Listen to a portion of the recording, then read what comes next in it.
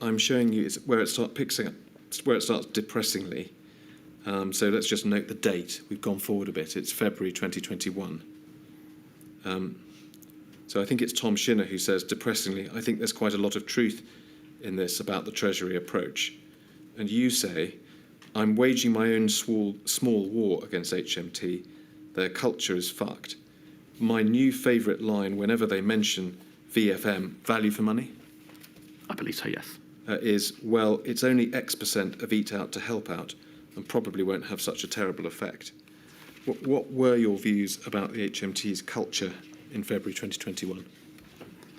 I think that HMT, in some ways, they have a very strong culture that enables and empowers their officials, and that culture is very effective for some things they do.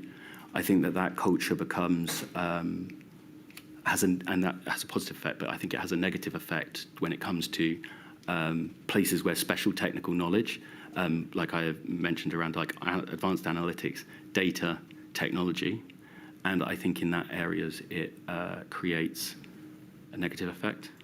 Also at this point, I think that we are discussing with Head Treasury around the use of the toy model, and I feel like they, as my witness statement documents, that I was concerned that the Treasury were not necessarily providing a neutral set of information for the Chancellor to make decisions upon.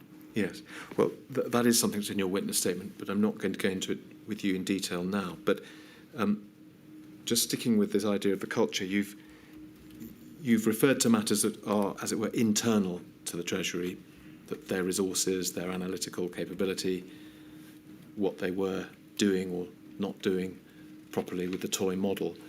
Is it possible that your rather jaundiced impression of their culture also relates to their co-working and the way in which they were or weren't working with other government departments and Number 10?